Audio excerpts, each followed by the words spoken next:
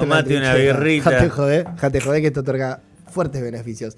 Pero nosotros hemos venido para charlar con quien es parte de este gran libro que nos ha encantado, que es En Busca del Cinewhir, un libro que busca, como dice, encontrar estas reglas y opinar sobre ciertas películas de este género que plantean ellos. Podría no ser un género, pero vamos a intentar enmarcar ciertas películas y cierta literatura, que es el WIR. Estamos en comunicación con Marcelo Acevedo. Marcelo, ¿nos escuchás? Hola, ¿cómo están? Los escucho perfecto. ¿Cómo estás, Marce? ¿Me ¿Todo escuchan bien? ¿Nos escuchás ahí? Sí. ¿Ustedes? Bien, perfecto, bien, estamos. Marce, nos vamos a meter ya de lleno en el libro, pero para arrancar pensamos nosotros siempre a los escritores que entrevistamos, les preguntamos un poco sobre un mapeo de cómo se iniciaron en la literatura, de sus primeras lecturas. Primero, preguntarte a vos, ¿cuáles fueron esas películas que a vos te introdujeron en el cine y te marcaron de alguna manera el gusto y el interés por el cine? Desde muy, muy chico. Miro cine desde muy chiquito. Me gusta. Y claramente me inicié con las películas para niños. Que me acuerde que fui a ver muchas veces al cine una película argentina que se llama Ico, el caballito valiente. Terrible, me suena, ¿eh? Terrible y terriblemente dura, aparte tiene unas escenas... después Trapito, no sé si se acuerdan. No, Trapito cuando lo clavan en el medio del campo es tremendo. Tenía no sé si... Mirá, tendría que volver a ser el mismo director, pero a Ico también lo crucifican en un momento. Claro, es tremendo. No me acuerdo de la película, pero me acuerdo que en un momento lo crucifica y un jorobado teniendo unas campanas a todo lo que da, y era momentos terribles. Pero me acuerdo que eran funciones dobles y quizás daban Trapito y los Exterminators. Claro. Y a mí cuando me fascina. O sea, yo me río porque cuando yo era chico iba a ver Exterminators, no iba a ver una comedia, era una película seria. Claro. Una película seria con algunos chistes, pero para mí era nada. El momento de la pelea de Héctor Echevarría con Dragón y eso eran... Tremendo. Claro, y hoy los ves y decís, claro, es todo bastante humor bizarro, ¿no? Y humor zarpado también. Sí, la época de Brigada Cola, todo eso. Claro. Tremendo, Brigada Cola. Bueno, nada, y también de chico empecé a ver muchas películas no aptas para niños, digamos. Yo tenía una tía que era muy, muy cinéfila, sin saber lo que significaba ser cinéfilo. Le gustaba muchísimo el cine de terror italiano, lo que se conoce como el spaghetti horror, sin tener idea de lo que es el spaghetti horror. Y también le gustaban las películas conconesas de acción de los 80, ¿no? Lo que se conoce como el Heroic Bloodshed, sin tener idea. Era una película china de tiros para mi tía. Claro. Entonces mi tía los viernes alquilaba 1, 2 o 3 películas y yo me veía las que podía. Y nada. Y después también recuerdo Star Wars muy de chiquito, ver muy, muy de chiquito. Así que arranqué por ahí y no paré nunca más, digamos. Che, Marce, y digamos, entendemos que el gusto se va formateando a medida que pasen los años y la búsqueda también empieza a ser otra, ¿no? ¿Cuándo detectás esa ruptura que a veces poner en la lectura te lo da encontrarte un Rulfo, un Onetti, ¿no? Un Cortázar en primera instancia? Digo, ¿tenés ubicada esa ruptura en el cine para vos? Tendría que pensarlo, no recuerdo el momento exacto en el que empecé a ver el cine de otra manera. Creo que el momento en el que me cambió la manera de ver cine fue cuando me enteré de la existencia del director. Claro. Me enteré del cine. O sea, para mí la película era un ente. No se me ocurría pensar que había un grupo de gente atrás haciendo eso y que cada uno tenía su rol y que el rol más importante era el director y que había alguien que escribía eso, que era el guionista. En el momento que yo descubrí el cine de autor, o me di cuenta de que había ciertas películas que tenían características muy particulares que se repetían, y eso era porque había un director, había un autor atrás, no solo un director, porque puede haber un director que no deja su impronta en la película, ¿no? Cualquier director hollywoodense pago, cualquier trabajador del cine, digamos, hollywoodense, un poco hace lo que tiene que hacer. Le pagan para filmar una película y vos ves una película y es una película de Hollywood o es una película de Marvel. No está su esencia o su mano detrás. Pero cuando vos empezás a ver películas que decís, che, esta película se parece a esta o me recuerda a esta, y te das cuenta que es el mismo director, y entendés, claro, eso es ser un autor, ¿no? Dejarle tu marca autoral justamente a la película. Creo que ahí me cambió un poco cuando entendí que existía una especie sí, llamamos el autor, como la novela tiene el escritor, que eso lo aprendí de más chico, que los libros tienen un escritor, un autor, digamos, de más grande aprendí que el cine lo tenían, y ahí creo que me cambió bastante la cabeza. Bueno, Me hace acordar, perdón, una anécdota de Gachi, que es una amiga de la casa, que Gachi me cuenta que ella se asustaba mucho cuando era chica con las películas de terror y que el padre un día le contó cómo se filmaban las películas y que esa escena de terror estaba diagramada, acompañada por... y nunca más pudo asustarse viendo una película de terror. Bueno, le rompió como esa... Con Puig Qué cuenta pena. la historia que... Sí, total, una pena. Mirá, perdón. No, dicen que que a Puig le pasó lo mismo, ¿no? Que la primera película que fue a ver, creo que era Frankenstein, se asustó mucho y el padre lo agarra y lo lleva a la sala donde se estaba como la proyectando ahí, y ahí él entendió el mecanismo. No sabés la cantidad de estudiantes de cine que abandonan la carrera o se decepcionan mucho cuando se dan cuenta que realmente no querían saber lo que había detrás. Claro. Sí. Es la curiosidad siempre, pero hay gente que prefiero no saber lo que hay atrás, prefiero quedarme con la fantasía, no desarmar el aparato, digamos, y ver todo lo que contiene. Le pasa a mucha gente, ¿eh? y aparte de A que, mí como suerte- y que en líneas Sí. generales es un buen quilombo, generalmente, hacer una película, digo. es un quilombo enorme. Nunca hay paz. Es un trabajo total de estrés y de correr contra el tiempo. Totalmente, sí. Siempre correr contra tiempo, contra el dinero sobre todo, ¿no? Manejar un equipo de gente muy grande es muy difícil. Yo un poco me di cuenta que no estaba hecho de eso, por eso no lo intenté. Yo estudié cine, digamos, me falta la tesis, pero terminé la carrera, y con el tiempo lo que me di cuenta es que a mí me gusta quizás escribir sobre cine, analizar el cine, pero no me satisfacía tanto el hecho de hacerlo, cosa que compañeros míos que están en el libro se dedican a eso.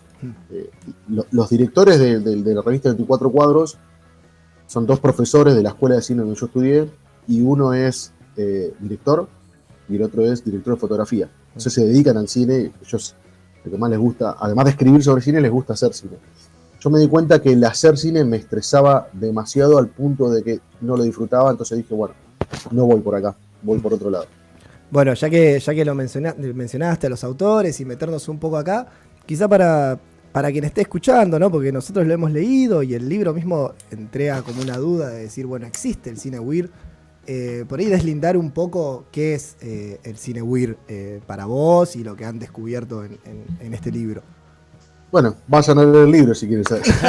Chao chicos, se terminó la conversación, nos vemos. No, la idea surge, sí, es un poco una búsqueda de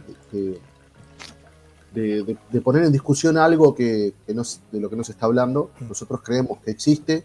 En este libro están todos nuestros argumentos de por qué creemos que existe, qué es el cine weird, que es bastante complejo, que la verdad que no es... Bueno, ustedes lo leyeron, vieron que el primer capítulo es bastante extenso y yo me tomo mi tiempo en tratar de exponerlo, pero siento que no me alcanza, por eso además hay un montón de notas más, cada uno con su visión. Si se fijan, no todas las notas o no todos los autores siguen exactamente los mismos lineamientos. Sí. Capaz que... sí, perdón. No, que eso es muy interesante también para invitar a que lo lean. Digo, no es que hay una bajada, un manifiesto de base, sino que incluso las mismas repeticiones de ciertos conceptos sirven para analizar otras cosas en el cine. Y la introducción que mencionaste igual está bien porque remite a lo literario primeramente, ¿no? Digamos, a la weird fiction, Claro. al pulp de Lovecraft. Bueno, eso es fundamental. Yo creo que está muy imbrincada las dos temas. O sea, yo creo que en el cine, lo que nosotros consideramos cine weird, hay una cuestión con la literatura que es inseparable. O sea, no se puede separar. A través del tiempo, son dos, este tipo de cine puntualmente, nutrió a la literatura y la literatura lo nutrió a él. Entonces, fue una especie de conjunción que termina dando este cine que para mi gusto arranca en los 80 para acá, pero yo como cuento un poco en la introducción, el primer Weird, el Weird clásico, digamos, ¿no? Nace a finales del siglo XIX, principios del siglo XX. Después viene lo que sería el círculo Lovecraft, que son los que asientan y le dan el nombre y lo hacen conocido, ¿no? A través de las revistas Pulp, de las Weird Tales, justamente. Los cuentos Weird se llaman la revista, una revista muy barata con cuentos de Lovecraft. Después, bueno, viene toda una camada. Creo que también es fundamental lo que es la ciencia ficción New Wave de los 60.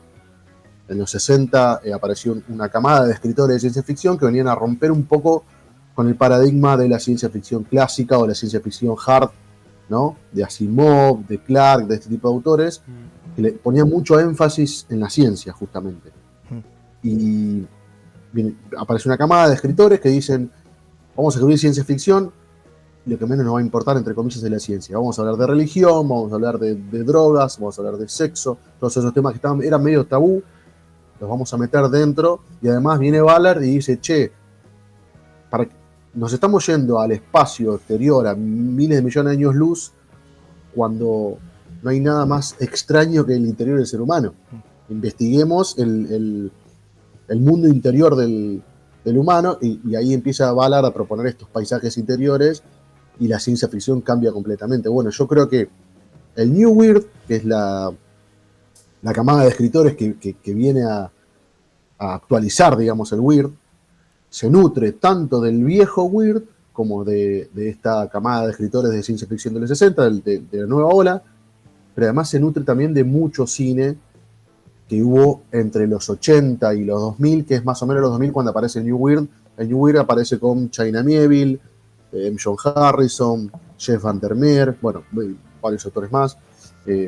Esa camada se nutrió mucho del cine de los 80. Y ese cine de los 80, ya yo creo que podemos considerarlo weird por las características que tiene. Eso es más o menos lo que trato de plantear en el primer capítulo del libro, es esto. Es esta, yo le digo promiscuidad que hay entre el cine y la literatura, entre el cine weird y la literatura weird, y que este cine weird nutrió al New Weird, y el cine que hay ahora, esta ficción extraña. Vamos a tomar por ejemplo a Panos Cosmatos, que es un director que yo creo que es fundamental, que dirigió Mandy, Beyond the Black Rainbow. Ahora hay una serie antológica del Toro, no me acuerdo cómo se llama, son varios capítulos, algunos dedicados a cuentos de Lovecraft, pero bueno, son de fantástico, perdón, ¿estaba en Netflix?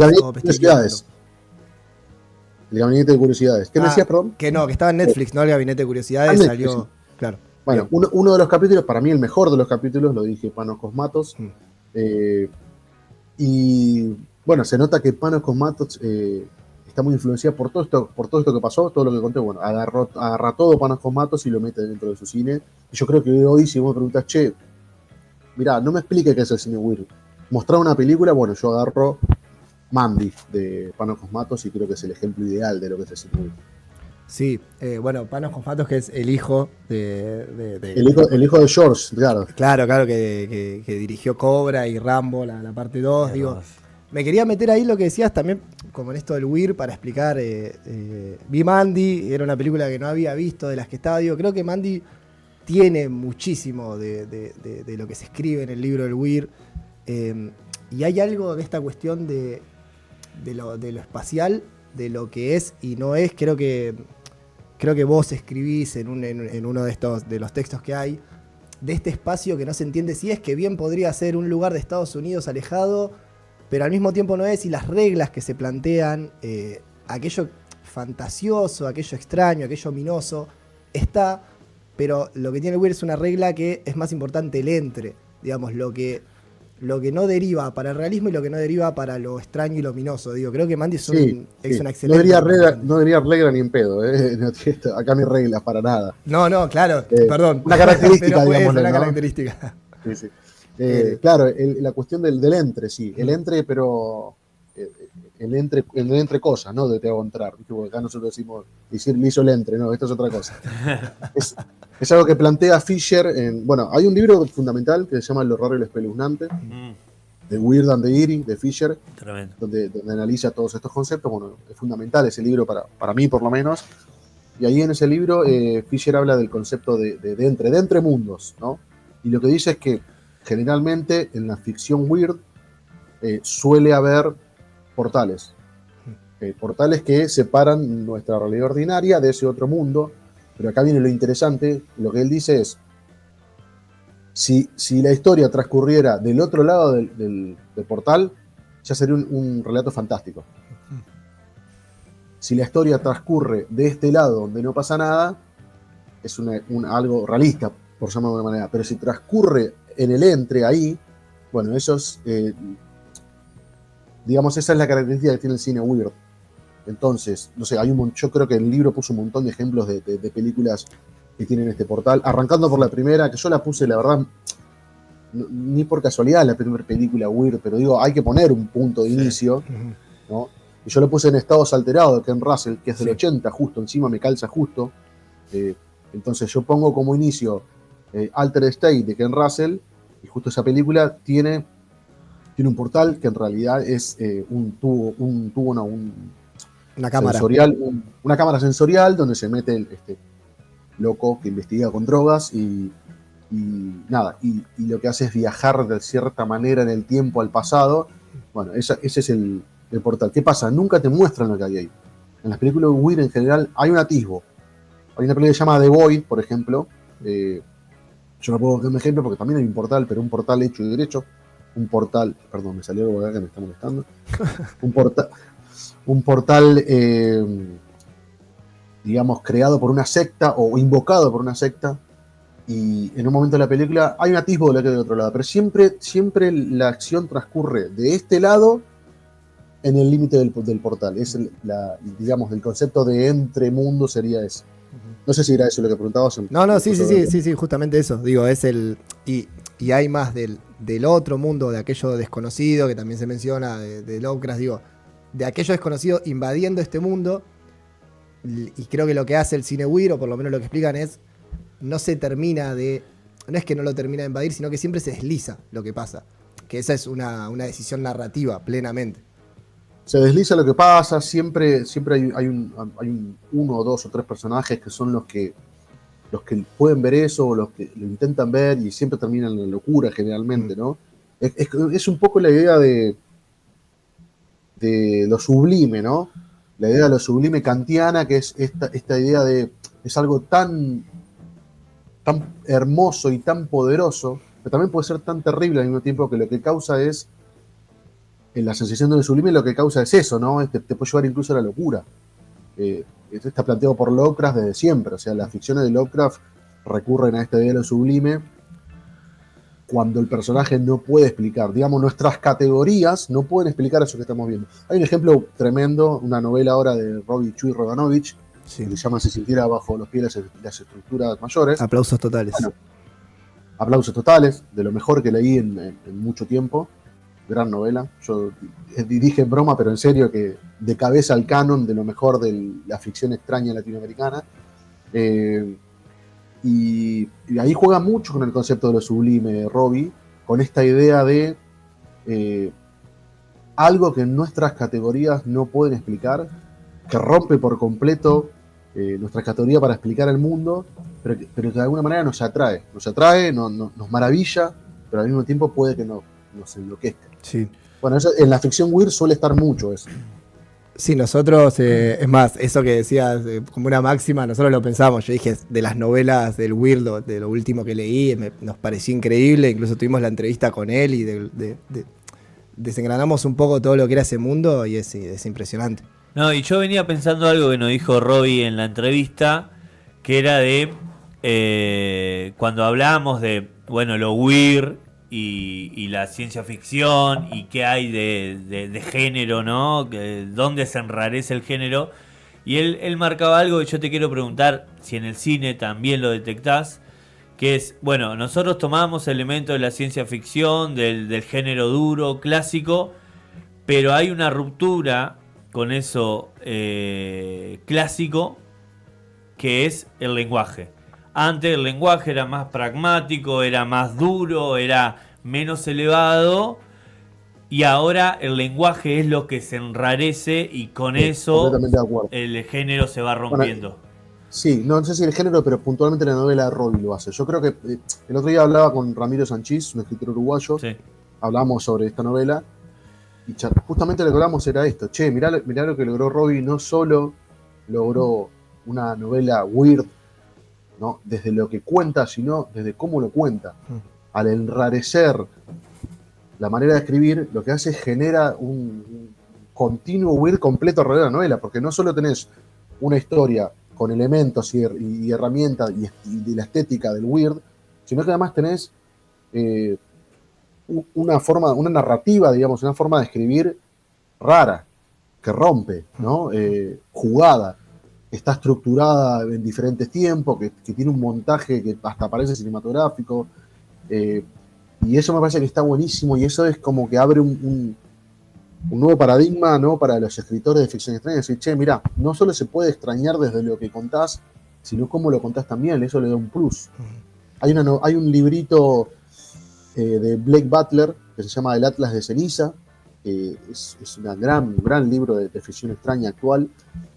Es una novela formada por cuentos, o es un libro de cuentos formado en novela, como quieras verla. Y justamente hace eso también. No solo cuenta historias extrañas y weird, sino que lo raro está en la forma en que lo cuenta. Y me parece que eso se viene viendo últimamente, no mucho, pero se viene viendo en varios autores, y es algo que va a estar buenísimo. Marce, hay un autor en el que no me quiero meter porque entraríamos en un mundo difícil de salir, pero que es Borges, que está muy presente en varios de los textos del libro. Pero bueno, más que en eso, te quería preguntar un poco por las derivas del weird que ustedes ven en el cine argentino. Hay uno de los textos particularmente del libro que analiza las derivas de esto que ha tenido en el cine argentino, donde hace un repaso muy interesante. Bueno, ¿qué rasgos crees que ha tomado, digamos, todas estas cuestiones, particularmente en nuestro cine? ¿Qué es lo que te resulta más interesante de las pruebas que ha habido, teniendo en cuenta esto que está en el texto, que es, bueno, hay un montón de cosas muy diversas y no es que hay un rasgo común, pero ¿qué le encontrarías, digamos, a lo que se ha hecho acá? Sí, a mí es de mis capítulos favoritos del libro. A mí me gusta mucho todo lo que propone Fabio, incluso quizá no estando tan de acuerdo en los conceptos y todo, es muy interesante.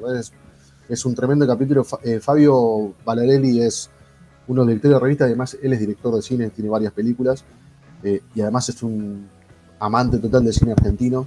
Sí, es tremendo. No había nadie mejor que él para hablar de la ficción extraña del cine argentino. Me parece un capitulazo. No quisiera meterme tanto ahí porque me gustaría dejarlo él en todo caso que lo cuente, pero mi visión es, yo lo que creo que está pasando en el cine argentino, pero también en literatura, es que los autores y autoras que están haciendo ficción extraña hoy están muy influenciados por el cine, cosa que a otra camada no le pasó. Yo creo que, si no me equivoco, lo digo en el libro, los escritores del boom del terror de los 70 de Estados Unidos, Ira Levin, Stephen King, Mason, bueno, no estamos hablando El Exorcista, Rosmarie, etcétera, etcétera. Ellos están muy influenciados y leyeron mucho literatura de terror. De finales del siglo XIX, de principios del siglo XX, ¿no? Arthur Machen, Algernon Blackwood, Lovecraft, Daphne du Maurier, Shirley Jackson, etc. Pero no tanto de cine, porque digamos, cuando ellos empezaron a formar, en los 40, por ejemplo, medio de los 40, no había mucho cine demasiados. Estaban quizá los monstruos clásicos, ¿no? De la Hammer, ese tipo de cosas. Bueno, vine un poco más adelante, pero Drácula, Frankenstein, algo de terror había. Sin embargo, la siguiente generación, o la generación que está escribiendo hoy ficción extraña, está recontra remil influenciada por el cine. Primero porque estos autores del boom del terror de los 70, no solo no había tanto cine de terror, sino que además no tenían la opción de ir a elegir qué película ver. Era, che, ¿qué hay en el cine? Esta película, bueno, ¿la vas a ver o no la vas a ver? La siguiente generación llegó con la aparición del VHS y del formato hogareño que permitió alquilar. Entonces vos ibas cuantas veces quieras, te alquilaba la cantidad de veces que querías una película. Y hoy ni te digo, hoy prendés la computadora, 2 clics y elegís la película que querés. Entonces es gente que está muy influenciada por la literatura y por el cine. Y yo creo que la camada de directores que hoy en día en Latinoamérica y acá en Argentina están haciendo ficción extraña, tiene una influencia riquísima de todo esto. De la ficción extraña, literatura, de todo el cine que se hizo en los 80 de terror, pero también hay una suma de más cosas, ¿no? Que es videojuegos, música, etcétera, qué sé yo, hay una película que está bastante bien, que se llama Me encontrarás en lo profundo del abismo, de Matías Rispau, que la verdad que no es nada fuera de la común, no es nada original, pero está muy bien contada, para ser una película argentina, latinoamericana, ¿no? Que no estamos acostumbrados a eso. Hay una especie de invasión alienígena, lovecraftiana, y es un personaje que está tratando de sobrevivir en una ciudad posapocalíptica donde hay una invasión. Y está súper bien contada la película, y podés ver todas las influencias que trae. O Muere, Monstruo, Muere. Sí, es una peliculón. Gran película. Bueno, para mí es una gran película de ficción extraña, muy weird, con un monstruo muy extraño, con personajes extraños, ¿no? Hay cosas de Lynch, digo, ahí personajes. Sí, perdón. Sí. No, que esto está escrito en el libro, pero también una pequeña anécdota. Nosotros la hemos visto con Juan, creo que tomando un caballito blanco, así que imagínate cómo estábamos después de la película. Las reflexiones pueden ser... Y fue lo mismo hice con Pedro. Bien. Yo como que con todo el mundo voy viendo esa película. Y digo, ahí no esconde... Un caballito blanco. No, sí. Ahí faltó igual el nuestro. No esconde el monstruo, digo, también ahí en esta cosa de entender que es el weird, digo, es muy abarcativo, lo mismo que decías vos, digo, es una cuestión de la película puede no ser tan buena, o no romper moldes, como acabas de hablar, no me acuerdo el nombre de la película que mencionaste, pero en lo profundo de la vida. Exacto, pero es un intento de entender todas estas influencias, este pastiche de géneros y esto que surge y que no se puede encasillar, digo. Inclusive reubicar el monstruo, como hace Muere, Monstruo, Muere, ¿no? Te muestra el monstruo tal cual es, porque el monstruo está en otro lado. Uh-huh. Lo mismo en La Región Salvaje, una película mexicana La Región Salvaje, sí, de Amate Escalante, sí. Sí, tremenda. También muy lovecraftiana. Total. No sé si la película es lovecraftiana, pero sí el monstruo. El monstruo, exactamente. ¿No? Y claro, sí, perdón. Sí, decime. No, me iba a poner a hablar del monstruo. Metele. Se nos cae la idea de la boca. Metele porque yo estoy para eso. Nos interesa. La idea de este monstruo, con el cual tiene sexo la protagonista, digamos, la retoma de ya casi, digamos, una tradición del cine de ficción extraña que viene con primero con Posesión de Zulawski, que hace poco la repusieron en cines, obra maestra del cine, no del cine de terror, obra maestra del cine. En esa película hay un monstruo lovecraftiano deforme que tiene sexo con una mujer, y después eso lo retoma Clive Barker en Hellraiser, en The Hellbound Heart, la novela y la película, porque la película también la dirige Clive Barker, donde está la idea de un ser deformado, escondido en una habitación, a la cual la mujer no solo tiene sexo, sino que le lleva cadáveres, le lleva humanos para que se los coma. Bueno, esa tradición se va retomando cada tanto y aparecen varias películas weird con esa especie de entidad a la cual no solo hay que darle comida, que son humanos, para que vaya tomando su forma, sino que además la persona que le da de comer también tiene que ofrecerle sexo. Me parece que está muy interesante, hay un montón para hablar ahí, pero bueno. No, sumar un poco para los oyentes o para quien nos escuche, digo que, porque en esto que estamos hablando, digo, hay algo que creo que no se ha mencionado tanto, que es el weird, este concepto que estamos buscando, el weird, requiere un extrañamiento en el trato, porque uno dice, bueno, el monstruo que le llevan víctimas y pueden tener sexo, digo, también el cine requiere un extrañamiento en la atmósfera y en la idea del tiempo, que es lo que lo diferencia de una película de terror, que así como estábamos hablando, parecía una película de terror llana, pero importa el extrañamiento.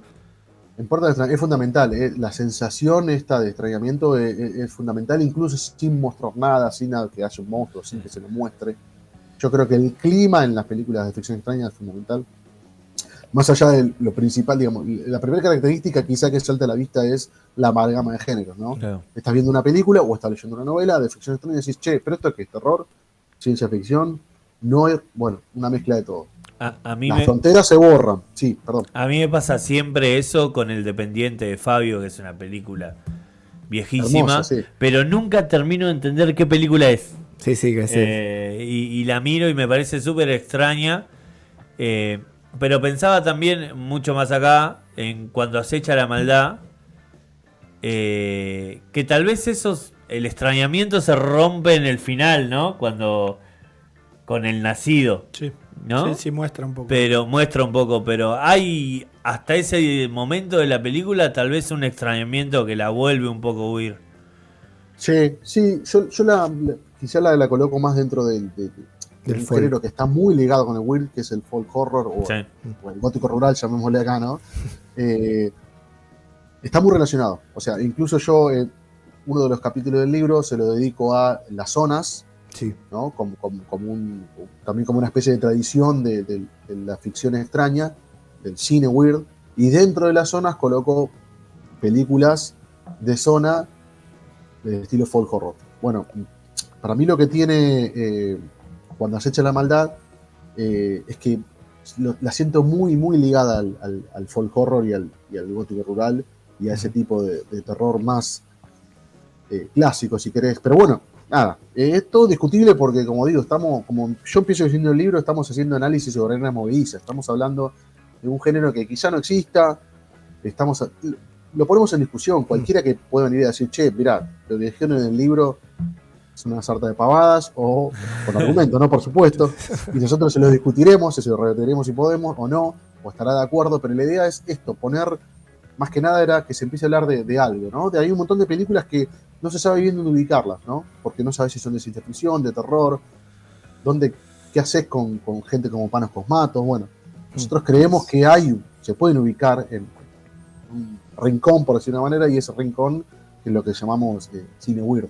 Sí, a mí me pareció interesante porque hablamos mucho de ciencia ficción y de terror y quizás los extremos. Digo, hay un capítulo dedicado al Lántimos, que también el weird está ahí, digo, está en la extrañeza, que no va por la ciencia ficción y el terror, sino por, creo que el capítulo se llama Entre lo cotidiano y el extrañamiento, digo. Sí, u otro tipo de terror, capaz, no el terror al que estamos acostumbrados, el terror que va por otro lado. ¿No? Claro. Porque mencionamos mucho a Lovecraft en todo lo que mencionamos, y aquí está un tipo que no labura en esa noción weird Lovecraftiana, claro, pero también entra en esta idea de que puede ser un cine weird, digamos, esta descolocación de la realidad. Sí, inclusive pienso en Lamb.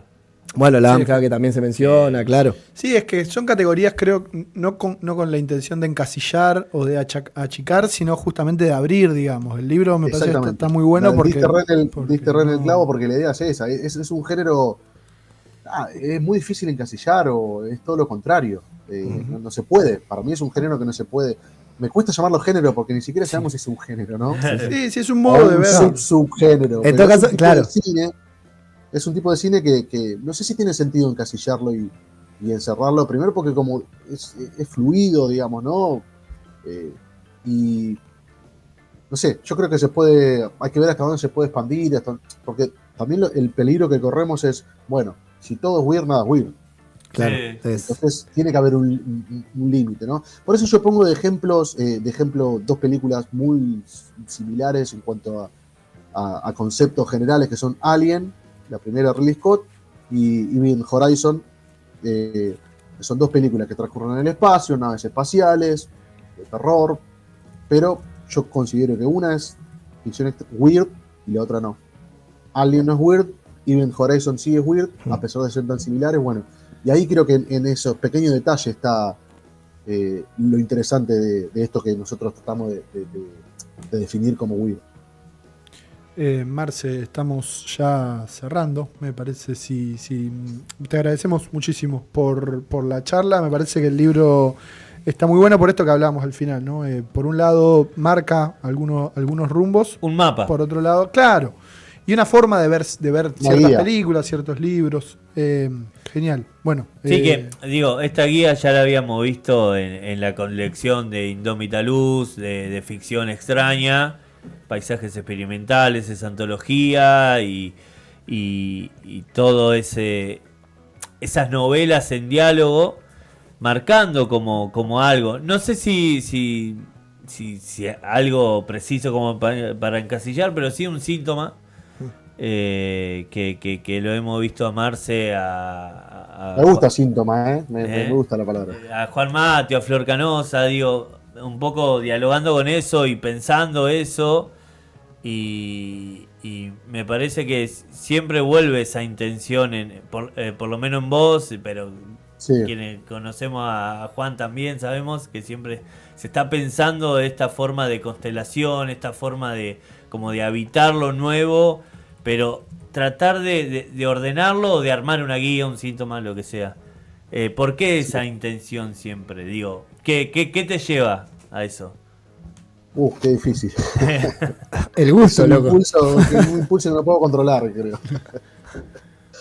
No, un poco es eso lo que decía al principio, es primero después de haber leído mucho Ficción Extraña, haber entendido de cierta forma, haber encontrado el camino a entender qué es la ficción extraña, y ahí empezar a ver películas, libros, cómics, lo que sea. Digo, che, esto es ficción extraña, esto puede entrar dentro de acá.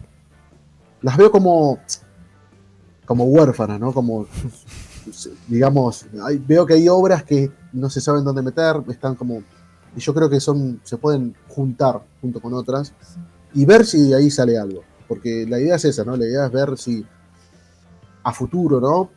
Lo mismo está pasando con la ficción extraña latinoamericana. Che, ¿existe una ficción extraña latinoamericana? Yo creo que sí. Yo creo que está en su auge. Lo vamos a ver de acá a 10 años. De acá a 10 años vamos a venir para atrás y vamos a decir, che, mira, ¿realmente existía? ¿O no? O fue un delirio de estos chabones que vieron algo que no había. Que nunca hubo o que murió rápido, lo que sea.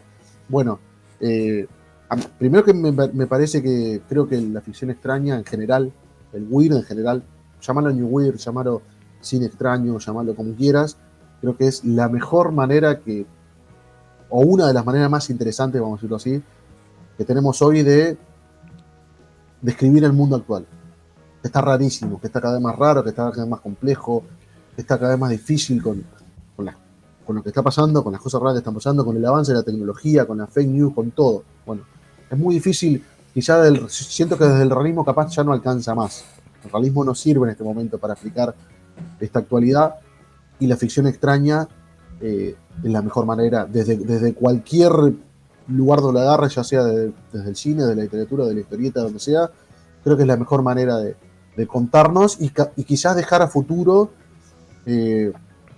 una especie de relato y de idea de lo que estuvo pasando. Entonces, de acá a 20 años alguien va a agarrar una novela de ficción extraña o una película de ficción extraña y de alguna manera se va a entender un poco, o se va a dar una idea de qué pasaba en este momento. Bueno, vamos cortando, ¿no? No, una excelente reflexión. Nuestro productor acá escribió Muerte al realismo, ¿está bien?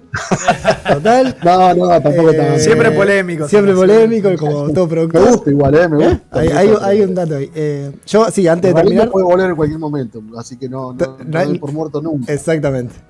Antes de terminar, nada más mencionar que, ya totalmente anecdótico esto, la reconversión de Nicolas Cage en parte de estas películas a mí me parece maravillosa.